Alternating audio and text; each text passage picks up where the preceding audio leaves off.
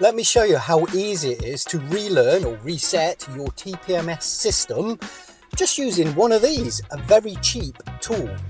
Okay, so if you haven't got one already, you'll have to get yourself a TPMS sensor training tool. This particular one I've got is for Fords. It cost in the region around £19 off of Amazon. Ensure you get one specific for your vehicle, because each vehicle tends to have a different frequency.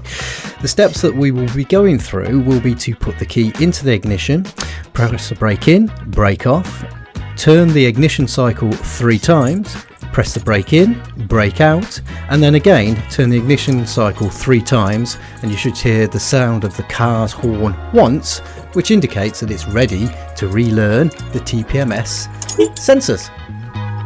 Okay, once it's ready to learn, you'll notice that your dashboard displays a message and a symbol, a flashing TPMS symbol, which indicates it's ready to relearn the sensors. And then it's just a simple matter of starting at the front left hand side of the vehicle, holding the TPMS sensor learning tool to the valve, pressing the button and waiting for the car to beep once. Then move to the driver's front, repeat the procedure, then move to the driver's rear, repeat the procedure again, and then finally move round to the passenger's rear, press the sensor once, and you'll hear the car beep once more. And that's the cycle complete. As simple as that.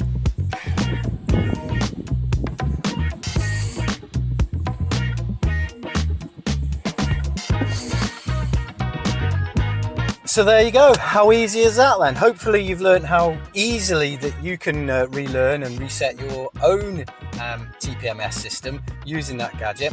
If you like this video, please do like and subscribe. If you've got any comments, any views, please feel free to leave a comment in the comment section below. I promise I will get back to you. All right. Thank you very much for watching. Take care. Be happy, be safe.